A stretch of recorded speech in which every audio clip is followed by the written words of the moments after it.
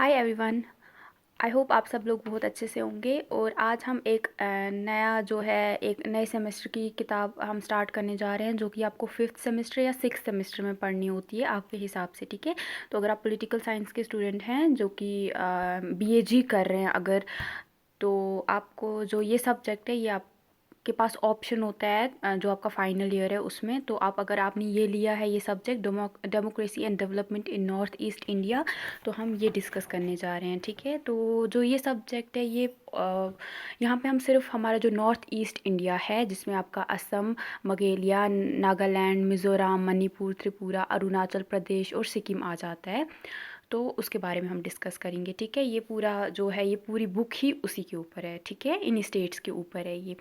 तो ये बहुत ही इजी बुक है, बहुत ही पतली सी बुक है, ज़्यादा बल्कि भी नहीं है, और आप बहुत इजीली इसको पढ़ सकते हो।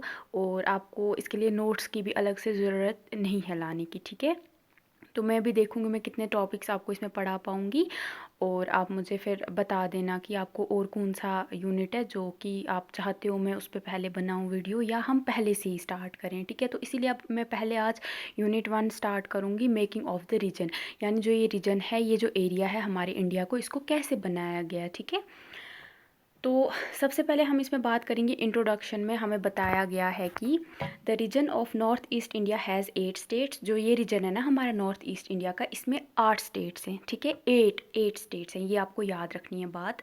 ठीक है, तो सबसे पहले मैं देखती हूँ, हाँ यहाँ पे मैप देखिए आपको। ठीक है, ये है हमारा नॉर्थ ईस्ट इंडिया का मैप। ठीक है, सही है, आप ये अच्छे से देख लो और इसको प्रैक्टिस कर लेना। हो सकता है कि आपको ये जो आपका एग्ज़ाम है उसमें क्वेश्चन अगर आ गया, कोई भी क्वेश्चन आ जाए, क्योंकि बुक की पूरी हर एक चैप्टर पूरे नॉर्थ ईस्ट इंडिया पे है, तो आप अगर ये बनाओगे तो आपको इसके मार्क्स मिलेंगे और अच्छे मार्क्स मिलेंगे। ठीक है, ये इसमें आपको कोई भी नुकसान नहीं होगा अगर आप ये सीख लोगे बनाना, तो ये बहुत, और आगे भी आपको ये काम आएगा। तो सबसे पहले अगर हम 8 स्टेट्स की बात करेंगे, इसमें हम इनको ऐसा भी बोलते हैं 7 सिस्टर्स एंड 1 ब्रदर, इस तरीके का। ठीक है, असम जो है वो ब्रदर होता है और बाकी जो हैं वो सिस्टर्स होती हैं, आई थिंक यही है। तो 7 सिस्टर में आई थिंक असम आता है ना। अभी मैं आपको ये आगे जाके कन्फ्यूजन क्लियर कर देती हूँ। सिक्किम, हाँ सिक्किम शायद ब्रदर है, सॉरी अगर मैंने ये गलत बोल दिया है। तो देखो, तो जो हमारा यहाँ पे सबसे पहले इसमें हमारे 8 हैं, 8 स्टेट्स, असम, अरुणाचल प्रदेश जिसको हम एपी भी बहुत बार बोलते हैं, नागालैंड, मणिपुर, मिज़ोरम, त्रिपुरा, मेघालय और सिक्किम। ठीक है, हो गया यहाँ पे आपको यहाँ तक। उसके बाद the states of this region share international borders with neighbouring countries. ये जो ये स्टेट्स हैं हमारे, ये जो बाकी जो हमारे जो इंडिया के आसपास जो उसके नेबर में जो कंट्रीज़ हैं उनके साथ बॉर्डर भी शेयर करते हैं। वो कंट्रीज़ कौन सी हैं, उसमें सबसे पहले बांग्लादेश आता है, फिर म्यांमार आता है जिसको हम बर्मा भी बोलते हैं, इसमें चाइना आता है, भूटान आता है और नेपाल आता है। ठीक है, जो 7 स्टेट्स हैं हमारे, इनको हम बहुत बार 7 सिस्टर्स भी बोलते हैं, जिसमें हमारा असम, अरुणाचल प्रदेश, नागालैंड, मणिपुर, मिज़ोरम, त्रिपुरा और मेघालय आ जाता है। ठीक है, ये हमारे इंडिया के साथ कहाँ पे जुड़ा हुआ है, कहाँ से ये जुड़ता है इंडिया के साथ, ये एक जगह है सिलगुरी या सिलगरी, जो कि वेस्ट बंगाल में है। इसको हम चिकन नेक भी बहुत बार बोलते हैं। यहाँ से, इस जगह से ये सारे स्टेट्स हमारे इंडिया के साथ जुड़े हुए हैं। ठीक है, जो बाकी का इंडिया है उसके साथ ये जुड़े हुए हैं इस जगह से। कहाँ से, सिलगुरी एक जगह है वेस्ट बंगाल में, वहाँ से, और इसको हम बहुत बार चिकन नेक भी बोलते हैं। The extant identity of Northeast India as a region has evolved over the years following the Treaty of Yandobo in 1826 between the British and the Burmese। तो अगर देखा जाए जो हमारे नॉर्थ ईस्ट इंडिया है ये अचानक से नहीं बना है, इसको बहुत साल लग गए बनने में। ठीक है, और उसके बाद एक ट्रीटी भी साइन, एक ट्रीटी होती है जब दो पार्टीज, जो भी दो लोग हैं वो बैठ के एक जगह पे एक पेपर लेके उस पर साइन करते हैं। ठीक है, तो उस पर दोनों साइड से कुछ कंडीशन, टर्म्स एंड कंडीशंस होती हैं लिख के, तो उसको वो साइन करते हैं। ठीक है, तो सेम ब्रिटिश और बर्मीज थे जो बर्मा वाले म्यांमार के थे जो उस टाइम पे रूलर्स, उनके बीच में जो है ये एक ट्रीटी साइन की जाती है जिसको ट्रीटी ऑफ यान्दबू बोला जाता है, 1826 में साइन की जाती है। ठीक है, उसके बाद ही हमारा जो हमारा उसके साथ फिर ये इवॉल्व हुआ हमारा जो है North east India. There were attempts to make administrative changes in the region by British administration at different points of time over the years. और उसके बाद जब ये ट्रीटी साइन होगी उसके बाद भी जो है ब्रिटिशर्स जो जब इंडिया पे रूल कर रहे थे उस दौरान भी उन्होंने बहुत सारे चेंजेस लाए हमारे नॉर्थ ईस्ट इंडिया में, ठीक है। इन 1874 Assam became a separate province under the control of a commission. तो अब क्या होता है 1874 में क्या होता है, असम जो है ये एक अलग हिस्सा बन जाता है, ठीक है। एक अलग इसको प्रोविंस बना दिया जाता है और इसको एक कमीशन के अंडर रखा जाता है। अब 1905 में क्या होता है, Assam was annexed with East Bengal following Bengal's partition. उसके बाद जब बंगाल का पार्टीशन किया जाता है, जब वेस्ट बंगाल और ईस्ट बंगाल ना बांग्लादेश में, जब उसको तब बांग्लादेश नहीं बना था, तब वो पाकिस्तान को दे दिया था ना वो हिस्सा। तो उसमें उस टाइम पे क्या होता है, तो उस टाइम पे जो असम है उसको ये क्या ईस्ट जो है जो वो जो ब्रिटिशर्स है वो उसको अपने अंडर ले आते हैं, ठीक है। उसको ईस्ट बंगाल के साथ उसको ये ले आते हैं ईस्ट बंगाल में। How ever again in 1912 Assam became a province after. तो यहाँ पे क्या होता है, जब इन ये जो है बंगाल का 1905 में उसको दो हिस्सों में ये बांट देते हैं, ठीक है। और इसमें क्या करते हैं, ये ईस्ट बंगाल के साथ जो हमारे बंगाल को हैं वो डाल देते हैं, ये हमारे असम को ईस्ट बंगाल में डाल देते हैं। अब क्या होता है, however again in 1912 Assam became a province after partition of Bengal was annulled. उसके बाद क्या होता है, जो ये 1912 में क्या बोलते हैं कि अब जो बंगाल है उसका पार्टीशन नहीं हुआ होगा। तब तक इंडिया का ये नहीं हुआ था ना, बांग्लादेश का भी कोई सीन नहीं था इस यहाँ तक। तो वो 1947 में बनता है। तो इस टाइम पे ये जो इन्होंने पार्टीशन कराया था बंगाल का, उसको ये बोलते हैं कि अब वो नहीं चलेगा, वो अब उसको ये नलिफाइड कर देते हैं। अब क्या होता है, in 1919 Assam was brought under the rule of governor according to the government of India Act. तो गवर्नमेंट ऑफ इंडिया एक्ट लाया जाता है, इसमें ये बोला जाता है कि अब जो असम है वो गवर्नर रूल के अंडर आएगा इस पर, ठीक है। जो भी जो है जो भी मतलब मेन यहाँ पे गवर्नर जो एडमिनिस्ट्रेशन है वो चलाएंगे। It remained so until 1935 under the governor's rule according to the. तो लगभग 1935 तक ये गवर्नर के रूल में ही रहा, कौन, हमारा Assam. North east India has hills and plain areas. तो अगर आप हमारे नॉर्थ ईस्ट जो है इसकी फ़िज़िकल जोग्राफी की अगर हम बात करेंगे, यहाँ पे आपको हिल्स भी मिलेंगे, पहाड़ भी मिलेंगे और यहाँ पे आपको प्लेन एरियाज़ भी मिलेंगे, ठीक है।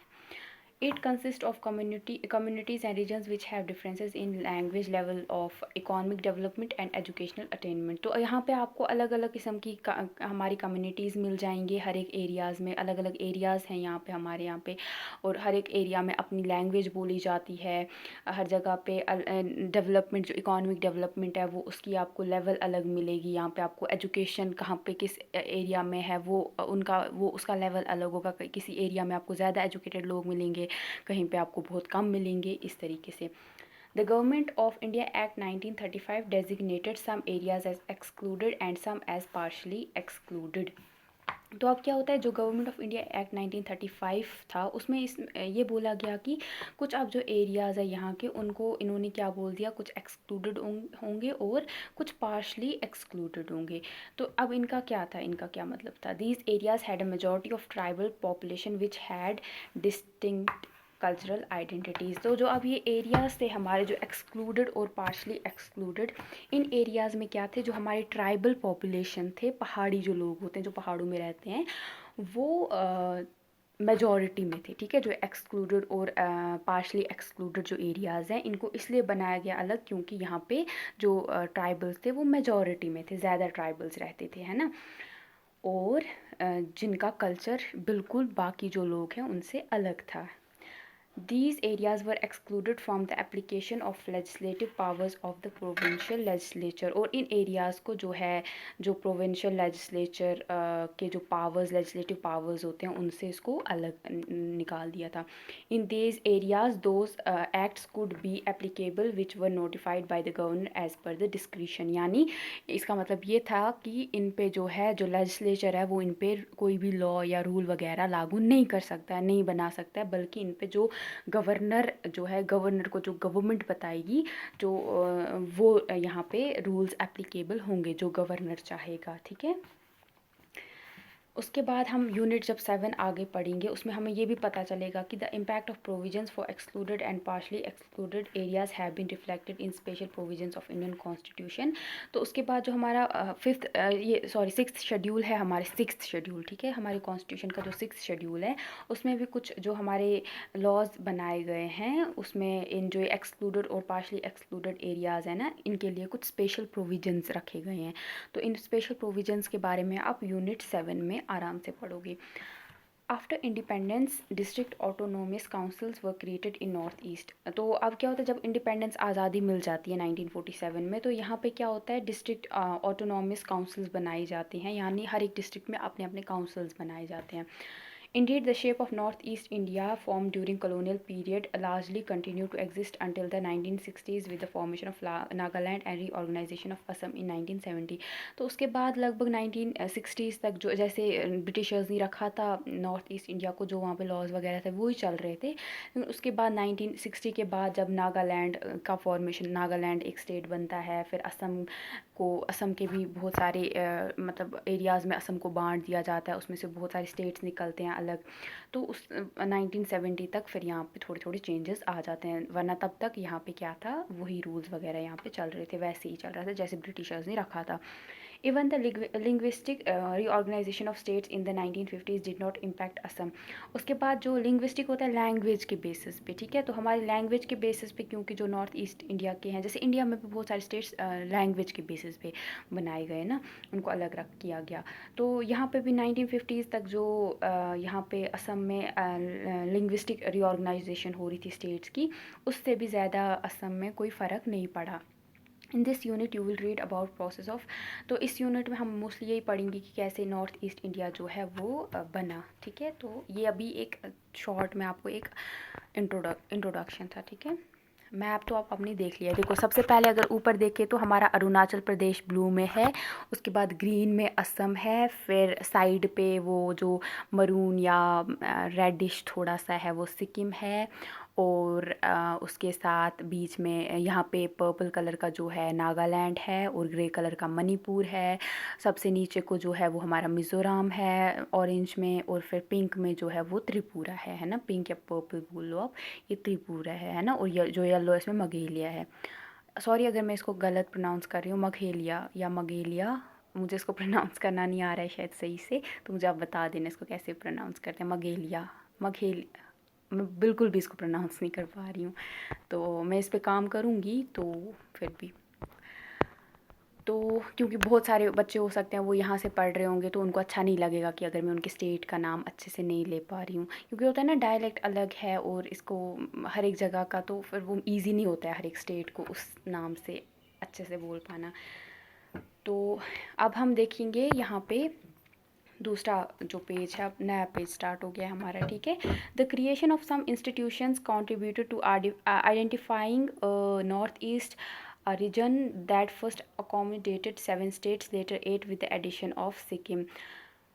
तो यहाँ पे हमारे बहुत सारे इंस्टीट्यूशंस थे जिनकी हेल्प से जो हमारा नॉर्थ ईस्ट इंडिया है, इसको सबसे पहले हमने 7 स्टेट्स में बनाया, इसको डिस्ट्रीब्यूट किया, और उसके बाद एक और इसमें हमने ऐड किया स्टेट को, इसमें से वो निकाला नहीं बल्कि उसमें ऐड किया नया एक स्टेट जो था हमारा सिक्किम, है ना, जो हमारा ब्रदर आप समझो। बाकी जो थे वो 7 सिस्टर्स हैं, और अब हमारे यहाँ पे ब्रदर आ जाएगा जो कि हमारा सिक्किम है ना। तो अकॉर्डिंग टू बीपी सिंह क्या बोलते हैं कि आफ्टर इंडिपेंडेंस और reorganisation of Assam in the 1970s and establishment of 3 administrative institutions, north east council, the and common high court and common governor at that time provided certain uniqueness to the region. In his opinion, northeast India as the region emerged as a significant administrative concept, replacing a unit public imagination. Assam by 2 pieces of Indian parliamentary legislation passed in 1971, Northeastern Areas Act and the Northeastern Council Act।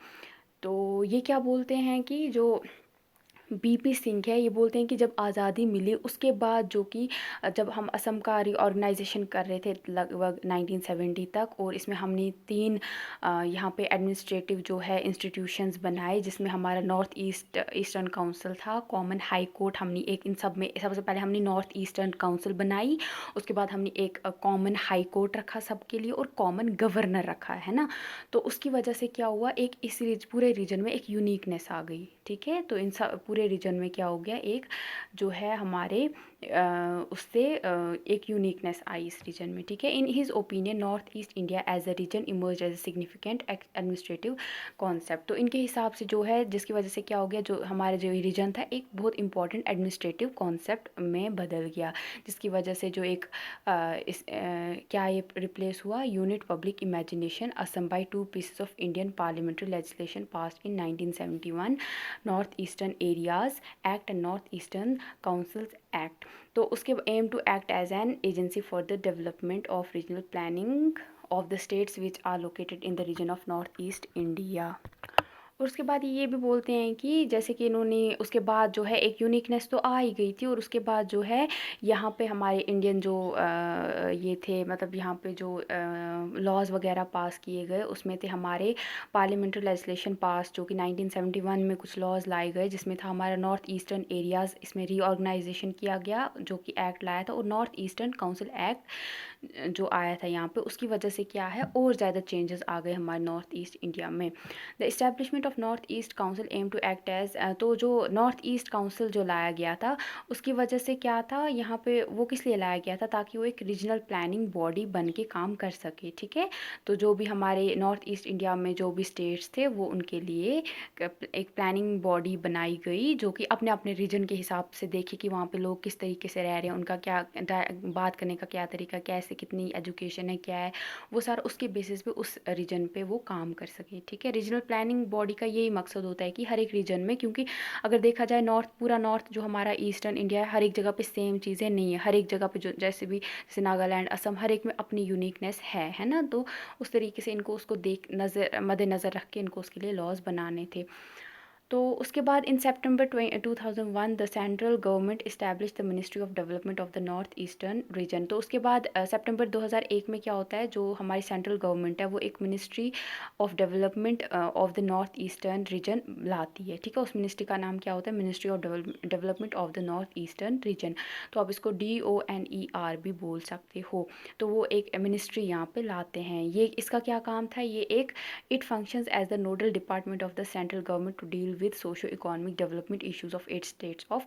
तो इसका क्या काम था इस ministry का, इसका एक इसका काम था कि ये जो मतलब ये एक सेंट्रल जो गवर्नमेंट है हमारी, उसका डिपार्टमेंट था, जिसका जो यहाँ पे बैठ के फिर जो भी यहाँ पे सोशो इकोनॉमिक डेवलपमेंट के रिलेटेड जितने भी इश्यूज़ थे हमारे इन 8 स्टेट्स के, उस पर ये काम कर सके। ये एजेंसी किसने लाई थी, हमारी जो सेंट्रल गवर्नमेंट है, ये उसकी एजेंसी थी, उनके थ्रू आई थी, और इनका ये यहाँ पे जो हमारे नॉर्थ ईस्ट इंडिया है उसके लिए, उसके सोशल डेवलपमेंट, इकोनॉमिक डेवलपमेंट के लिए काम करना था। The NEC was brought under the DONER after its formation।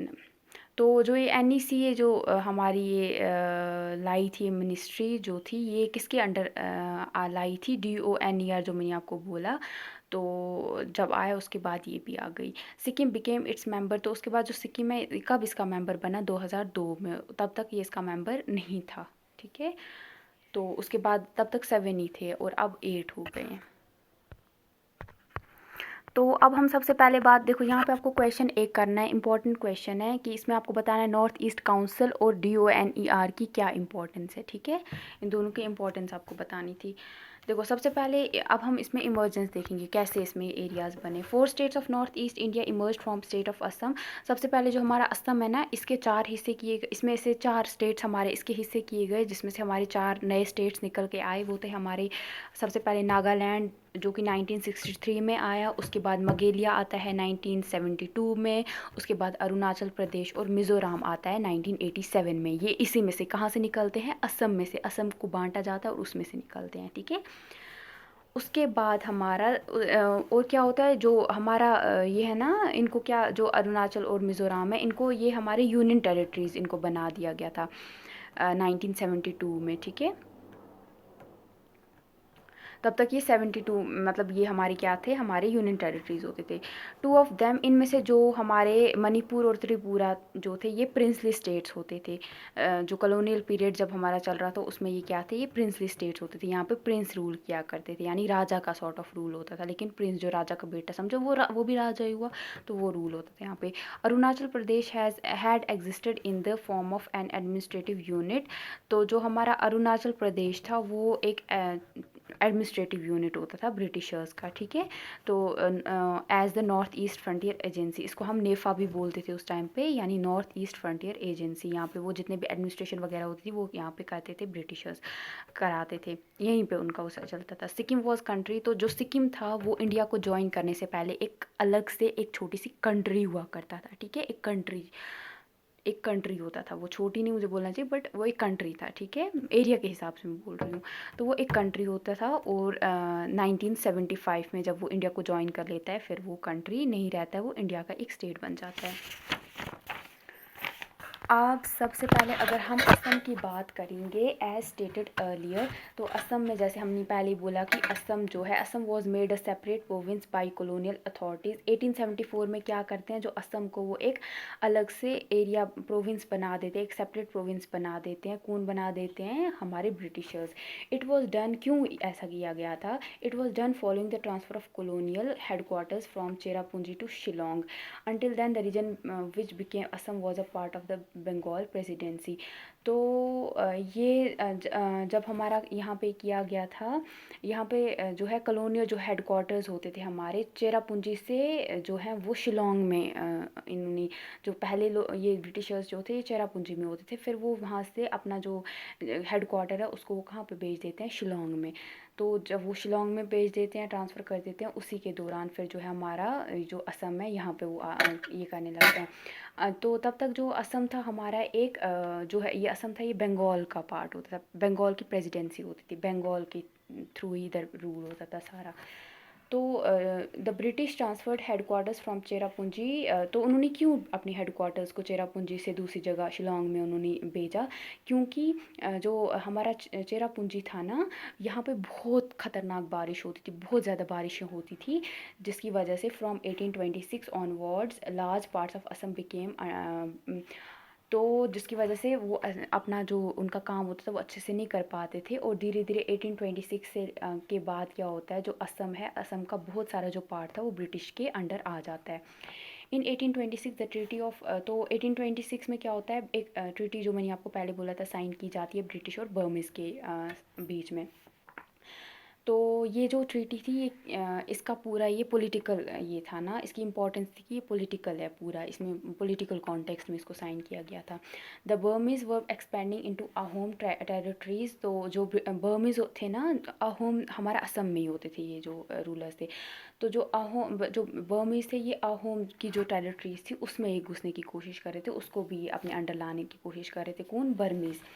Finding it difficult to face the Burmese, the British intervened on the invitation of Ahom king, defeated the Burmese। तो अब क्या होता है, जो अहोम किंग था वो मतलब इनके साथ लड़ाई नहीं कर सकता था, क्योंकि वो इतना उसके पास फोर्स वगैरह नहीं था वो इनके साथ लड़ पाता। तो वो क्या करता है, वो जाता है ब्रिटिशर्स के पास और उनसे हेल्प मांगता है, ठीक है। तो जब हेल्प मांगता है, ब्रिटिशर्स उसकी हेल्प करते हैं और बर्मीज़ को हरा देते हैं, ठीक है। तो बर्मीज़ को हरा देते हैं, जिसकी वजह से क्या होता है, एक ट्रीटी साइन की जाती है जो थी हमारी यंदोबो ट्रीटी, ठीक है। किन के बीच में, बर्मीज़ के बीच में। बर्मीज़ हार जाते हैं ना, तो उनके और ब्रिटिशर्स के बीच में।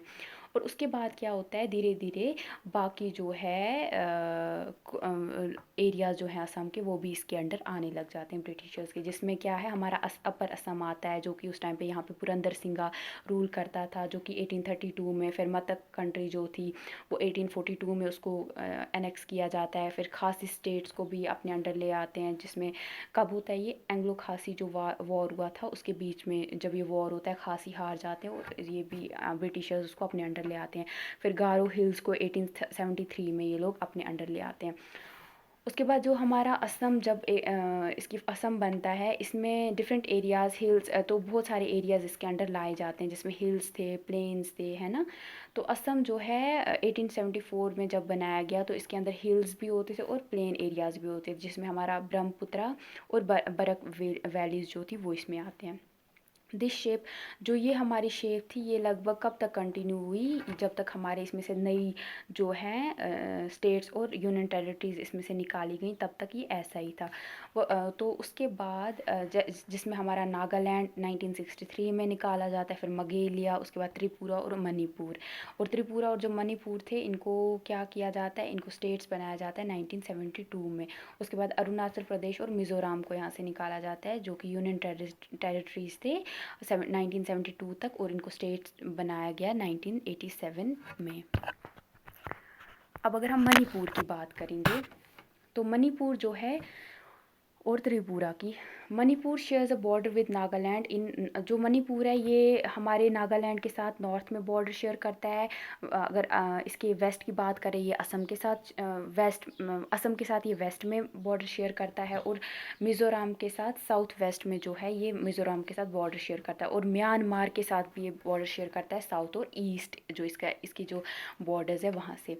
Tripura shares border with Mizoram and Assam in north east and Bangladesh in north. वहीं पर अगर हम त्रिपुरा की बात करेंगे, ये मिज़ोरम और असम के साथ जो है अपनी बॉर्डर नॉर्थ ईस्ट में शेयर करता है, और बांग्लादेश के साथ नॉर्थ में, और साउथ और वेस्ट में। ये बहुत इंपॉर्टेंट है, ये आप नहीं भूलना, ये बहुत इंपॉर्टेंट है, ये चीज़ ये पता होनी चाहिए आपको। Manipur and Mizoram were native states during colonial period. तो ये जो मणिपुर और मिज़ोरम होते थे, ये नेटिव स्टेट्स होते थे हमारे ड्यूरिंग कॉलोनियल पीरियड। तो following their accession to Indian union, they became category C states according to part C states law act of. तो जब ये इंडिया के साथ मतलब मिल जाते हैं, तो इनको क्या बनाया जाता है, कैटेगरी सी स्टेट्स बनाया जाता है। ठीक है, तो कैसे इनको, जो act of C state part C states law act of 1950 एक आता है, उसके थ्रू इनको कैटेगरी सी स्टेट्स बनाया जाता है। The central government administered the category C state through governors. तो ये जो इन कैटेगरी सी स्टेट्स में कैसे रूल होता था, इनमें क्या होता है, जो सेंट्रल गवर्नमेंट है ना, यहाँ पे ये गवर्नर्स या लेफ्टिनेंट जो गवर्नर्स होते थे, उनको यहाँ पे रखते थे, और फिर वो वो उनको चलाया करते थे। तो इसीलिए इनको कैटेगरी सी स्टेट्स बोला गया था। यानी कैटेगरी सी स्टेट्स वो स्टेट्स होंगे जहाँ पे जो सेंट्रल गवर्नमेंट है वो यहाँ पे या तो लेफ्टिनेंट गवर्नर को रखेगी या गवर्नर को रखेगी, उनके थ्रू यहाँ पे ये करेगी ना, यहाँ पे फंक्शनिंग होगी। उसके बाद act of 1950, following modification of part C states act as union territories laws act of 1950 Manipur were made. उसके बाद क्या होता है, इसमें कुछ पार्ट सी स्टेट्स में कुछ जो लॉ है, इसमें कुछ मॉडिफिकेशन चेंजेस लाए जाते हैं। उसके बाद जो है यूनियन टेरिटरीज लॉ जो है 1956 में आता है, उसके थ्रू जो मणिपुर और त्रिपुरा है, इनको यूनियन टेरिटरी बनाया जाता है 1956 में। तो उसके बाद the people in both Manipur Tripura met the members of SRC during its visit and demanded statehood. उसके बाद क्या होता है, एसआरसी के कुछ मेंबर्स जाते हैं हमारे यहाँ पे मणिपुर और त्रिपुरा में, और यहाँ पे जो है वो बोलते हैं इनको कि हमें क्या चाहिए, हमें स्टेट चाहिए, हमें स्टेटहुड चाहिए, हम यहाँ पे जो हमें अपनी यूनियन टेरिटरी रखा है, तो हमें वो नहीं चाहिए, हमें स्टेट चाहिए। तो rejecting the demand for statehood as unviable, the SRC suggested the merger of Tripura in, ये कमीशन होती है, ठीक है, in the short run that of Assam, in the long run with the state of Assam. तो इन्होंने क्या बोला, इन्होंने बोला कि ये तो इसको हमें स्टेटहुड तो नहीं बना सकते हैं, लेकिन हम क्या कर सकते हैं, त्रिपुरा जो है इसको हम असम के साथ जो है मर्ज कर सकते हैं दोनों को। The union territories of Manipur and Tripura were made states in. तो उसके बाद धीरे धीरे क्या है, इन दोनों को कब बनाया जाता है हमारा स्टेट्स, 1972 में। कुछ टाइम के लिए इन्होंने बोला कि हम इसको क्या है असम के साथ ही रखेंगे, और आगे जाके हो सकता है कि हम इसको असम के साथ ही, मतलब इसको असम में जैसे एडमिनिस्ट्रेशन होगी वो भी वही सेम इधर भी होगी। लेकिन जब ये चीज़ नहीं पूरी हो सकी, इस कमीशन की बात पूरी नहीं हो पाई, तो इन्होंने बोला, गवर्नमेंट ऑफ इंडिया ने बोला कि हम इनको स्टेट ही डिक्लेयर कर देते हैं। अब अगर मगेलिया, नागालैंड और मिज़ोरम की बात करेंगे, the state of Meghalaya was made of. तो ये जो हमारा मगेलिया का जो स्टेट है, ये 3 हिल्स का बना हुआ है, ठीक है, 3 पहाड़ों का बना हुआ है, जो कि डिस्ट्रिक्ट्स ऑफ असम है, हिल डिस्ट्रिक्ट्स ऑफ, मतलब पहाड़ी जो डिस्ट्रिक्ट्स हैं हमारे असम के, उसमें से निकल कर ये आया है। तो सबसे पहले है द खासी हिल्स, उसके बाद है जनताई हिल्स और गारो हिल्स, 3 हिल्स का ये बना हुआ है जो हमारा मगेलिया है।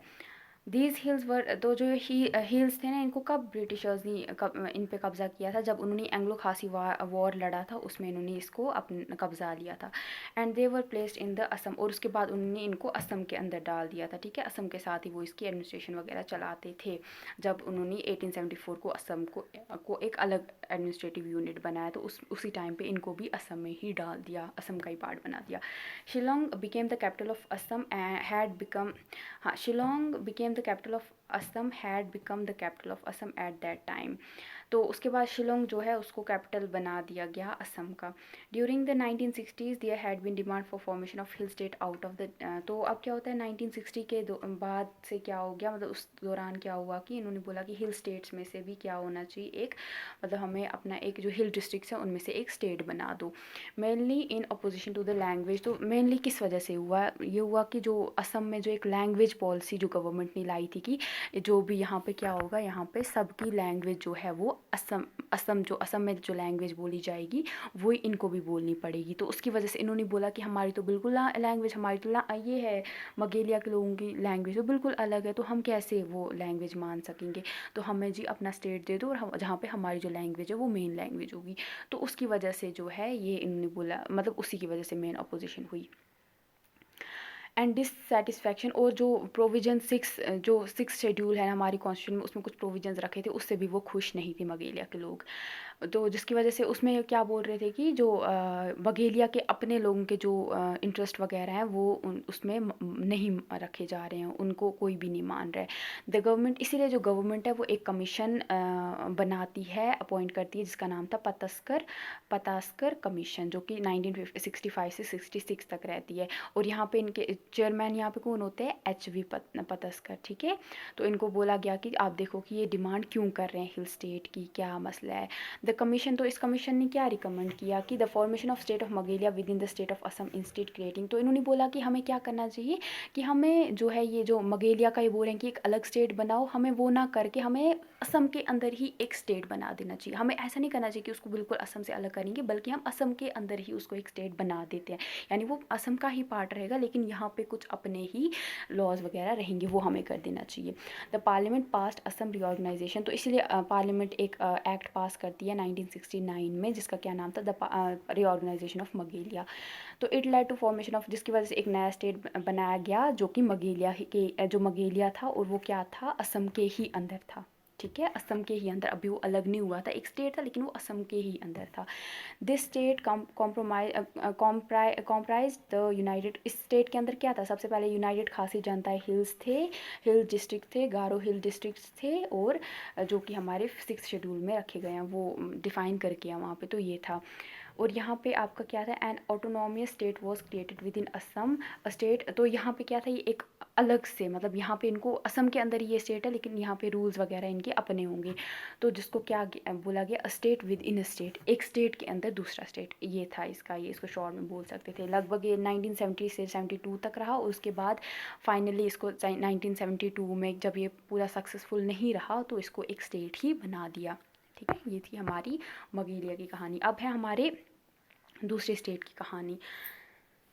तो compare to other parts of north east, तो यहाँ पे Lushai hills old name of Mizo hills came under the colonial administration much later. तो अगर हम बाकी जो नॉर्थ ईस्ट अगर उसके साथ कंपेयर करें, तो यहाँ पे जो हमारे लुशई हिल्स थे, पुराने ज़माने में इसको हम मतलब पहले हम इसको जो मिज़ो हिल्स हैं आज के हमारे, उनको मिज़ोराम को जो उसके हिल्स हैं उनको हम पहले लुशई हिल्स बोला करते थे पहले। तो ये हमारे जो कॉलोनियल जो थे, कॉलोनियल एडमिनिस्ट्रेशन थी जो ब्रिटिशर्स थे, उनके अंडर बहुत लेट आया, ठीक है। लगभग जो है 1989 में, यानी बहुत लेट ये ब्रिटिशर्स के अंडर आया। With in 5 decades these became, मतलब लगभग एक डेकेड में 10 साल होते हैं, तो खुद सोचो 50 साल के बाद, तो बहुत टाइम होता है। These became part of Assam, तो इनको सबसे पहले असम का पार्ट बनाया गया, इन लुशई हिल्स को, मिज़ो हिल्स को। तो the Mizo hill district was made, उसके बाद इसको यूनियन टेरिटरी बनाया गया अरुणाचल प्रदेश के साथ इन 1972 में। उसके बाद इन 1987 जो ये टेरिटरी थी हमारी यूनियन टेरिटरी मिज़ोरम की, इसको हमने क्या कर दिया, स्टेट बना दिया, और अरुणाचल प्रदेश को भी, इन दोनों को एक साथ हमने स्टेट हुड दे दिया। उसके बाद अगर नागालैंड की बात करेंगे, different Naga inhabited areas came under the control of British administration over 7 decades. तो लगभग 7 डेकेड्स तक हमारे जो नागा के जहाँ पे ऐसे एरिया जहाँ पे नागाज रहते थे वो धीरे धीरे ब्रिटिश एडमिनिस्ट्रेशन के अंडर आए। Parts of Naga hills were annexed लगभग 1835 में आधे पार्ट्स को इन्होंने एनेक्स किया, 1866 में किया। वहीं पे लोथा इनहेबिटेड एरिया जो था उनको 1875 में किया, आओ को 1899 में किया, सिना को 1904 में, कोनियाक को 1910 में। और ऐसे ही बाकी जो different areas hills inhabited bye Nagas various tribes, तो इन सब एरियाज जो भी जहाँ पे ये ट्राइब्स वगैरह जो भी हमारे रहते थे, जो भी नागा एरियाज जहाँ जिन एरियाज़ में नागा ज़्यादा रहते थे, उन सबको मिला के क्या दिया गया, एक स्टेटहुड दिया गया जिसका नाम रखा गया नागालैंड, और 1963 में दिया। हो गई ये कहानी। उसके बाद अगर हम थोड़ा सा ये अभी अरुणाचल प्रदेश की बात करेंगे, तो जो the state of Arunachal Pradesh was formed on, जो हमारा अरुणाचल प्रदेश है इसको स्टेट कब बनाया गया, ये कब बनाया गया, ये फरवरी 20 1987 में स्टेट बनाया गया। The formation of Arunachal Pradesh can be trace to process of formation of administrative boundaries that began in second decade of 20th century. तो जो 20th सेंचुरी की जो सेकेंड डिकेड चल रहा था उस टाइम पे जो हमारे यहाँ पे एडमिनिस्ट्रेटिव बाउंड्रीज वगैरह बनाई जा रही थी, उस टाइम पे जो है इसका फॉर्मेशन स्टार्ट हो गया था। 1914 में क्या होता है, the British administration created north east frontier tract. तो जो है ब्रिटिशर्स क्या बनाते हैं, एक नॉर्थ ईस्ट फ्रंटियर ट्रैक्ट जिसको नेफ्ट बोला जाता था वो बनाते हैं, ठीक है। The tract separated hill areas of than districts of Darrang and Lakhimpur districts of Assam in light of the Assam frontier tract regulation. तो ये जो ट्रैक्ट था इसका क्या काम था, इसका ये काम था कि ये जो हिल एरियाज़ थे ना उस टाइम पे, जो कि दरंग और लखीमपुर थे, उसको असम से जो है असम का एक असम फ्रंटियर ट्रैक्ट रेगुलेशन था जो कि एक्ट था 1880 में आया था, उससे अलग कर रहे थे इसको, ठीक है। वही था इसका, इन दो डिस्ट्रिक्ट को असम से अलग कर रहे थे। इन 1954 द गवर्नमेंट ऑफ इंडिया, तो जो गवर्नमेंट ऑफ इंडिया आज़ादी के बाद इसका नाम चेंज कर देती है, वो NEFT से उसको NEFA बना देती है, यानी नॉर्थ ईस्ट फ्रंटियर एजेंसी का नाम दे देती है, जो कि existing with in the administrative boundary of. तो यहाँ पे ये मतलब उन्होंने तब तक ये असम के ही अंडर था। फॉलोइंग द उसके बाद इसमें रीऑर्गेनाइजेशन आता होता है असम का, जिसमें कि फिर नेफा जो है एक यूनियन टेरिटरी बनाई जाती है 1972 में, और उसके बाद जो है ये अरुणाचल प्रदेश को एक स्टेट बना दिया जाता है और ये नाम दिया जाता है अरुणाचल प्रदेश का। और इसको कब बनाया जाता है स्टेट, फरवरी 20 1987। ये डेट्स उतनी आपको याद नहीं रखनी है, बट अगर रहेंगी तो पूरी नहीं, बट थोड़ी बहुत आपको ये ईयर थोड़ा रख लेना आप। फिर हमारा आखिरी सिक्किम। अगर हम सिक्किम की बात करेंगे, सिक्किम ने कब हम इंडिया को, मतलब इंडिया को सिक्किम ने एज अ 22nd, यानी जब ये 22 मतलब 21 स्टेट्स हो गए थे इंडिया के जिन्होंने इंडिया को ज्वाइन कर लिया था, उसके बाद 22 पे हमारा सिक्किम आता है, ठीक है। 22nd पे 1975 में इंडिया को ज्वाइन करता है। Its location is not contiguous with the other. तो हम अगर देखें बाकी स्टेट्स को जो हमारे इंडिया के हैं, जो नॉर्थ ईस्ट इंडिया के जो स्टेट्स हैं, वो सब मिले जुले हुए हैं, एक साथ मिले हुए हैं, लेकिन ये बाकियों के साथ उनकी लोकेशन से बहुत अलग है ना। तो जो बाकी 7 सिस्टर्स हैं उनके जो जैसे असम, अरुणाचल प्रदेश, नागालैंड, मणिपुर, मिज़ोरम, त्रिपुरा, मेघालय, उनकी लोकेशन से ये बहुत अलग है, जो थोड़ा दूर है। इट इज़ कनेक्टेड, ये कहाँ से कनेक्टेड है इन 7 सिस्टर्स के साथ, ये डिस्ट्रिक्ट ऑफ कूच बिहार जो है, बिहार में एक डिस्ट्रिक्ट है कूच, जहाँ पे जलपाईगुड़ी या सुलगुड़ी जो कि वेस्ट बंगाल है, वहाँ से ये इंडिया के साथ जो इंडिया बाकी सिस्टर्स हैं जो हैं 7 सिस्टर्स, उनके साथ जुड़ा हुआ है, वहाँ से जुड़ा है उस जगह से। अब 2002 में क्या होता है, सिक्किम जो है ये 8th मेंबर ऑफ, तो जो नॉर्थ ईस्टर्न काउंसिल थी NEC हमारी थी, उसका ये 8th मेंबर बनता है 2002 में। अब क्या होता है, adding to the list of 7 sisters, तो उन जो बाकी 7 स्टेट्स थे उनके साथ ये उनकी लिस्ट में आ जाता है, यानी अब 8 हो जाते हैं। With its inclusion in NEC, Sikkim has become known as one of the states in the north east. तो ये यहाँ पर वापस बोल रहे हैं ना कि उनके साथ मिलके एक और स्टेट ऐड हो गया। तो उसके 1975 में जब इंडिया से इंडिया का पार्ट बनता है, उससे पहले जो सिक्किम था ये कंट्री होती थी, जो कि status of protectorate of India according to Indo Sikkim treaty. तो एक क्या था, इन्होंने इंडिया और सिक्किम के बीच में एक ट्रीटी साइन हुई थी 1950 में, जिसका क्या काम था कि मतलब ये उसके उस ट्रीटी के वजह से एक status of protectorate of India मतलब ये इंजॉय कर रहे थे। यानी यहाँ पे क्या था कि जो इंडिया है, इन्होंने एक ट्रीटी इंडिया और सिक्किम ने इसका मर्जर जब हुआ था, इंडिया से मिला उससे पहले इन्होंने साइन की थी। उसमें ये बोला गया था कि इंडिया हमेशा इनको मतलब इनको हेल्प करेगा, अगर कभी भी इन पे कोई अटैक वगैरह होगा या कुछ भी होगा तो उनको उसको प्रोटेक्ट करेगा, वो इन्होंने साइन किया था। अब क्या होता है, तो ये साइन किन के बीच में हुई थी, जो गवर्नमेंट ऑफ इंडिया और सिक्किम का जो राजा था उसके बीच में ये जो ट्रीटी है, इंडो सिक्किम ट्रीटी जो है ये साइन हो गई थी। ठीक है, इसका मैंने मकसद आपको बोल दिया।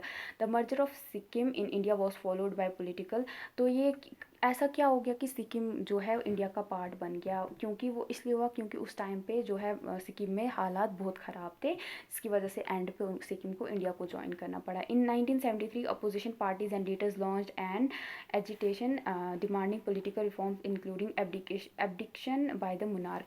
तो 1973 में क्या होता है, जितने भी अपोजिशन पार्टीज़ थी और लीडर्स थे ना, जितने भी हमारे जो वहाँ पे पार्टीज़ के जो भी लीडर्स थे सिक्किम में, उन्होंने सब ने डिमांड किया कि यहाँ पे क्या है, पॉलिटिकल रिफॉर्म्स आने चाहिए और जो ये मोनार्क है इसको हटा दो, हमें मोनार्क की ज़रूरत नहीं है। In the final sequence of political developments the monarch held a referendum in Sikkim then a country on the question of the abolition of monarch. तो जिसकी वजह से मजबूरी में आके उसको, जो वहाँ का राजा है, उसको एक रेफरेंडम रखना पड़ा कि उसने, रेफरेंडम होता है कि जब आप लोगों से वोट कराओ, तो उसने बोला कि चलो जी वोट करो आप लोग, तो जहाँ जिस डिसीजन को ज़्यादा वोट्स मिलेंगे वो यहाँ पे होगा।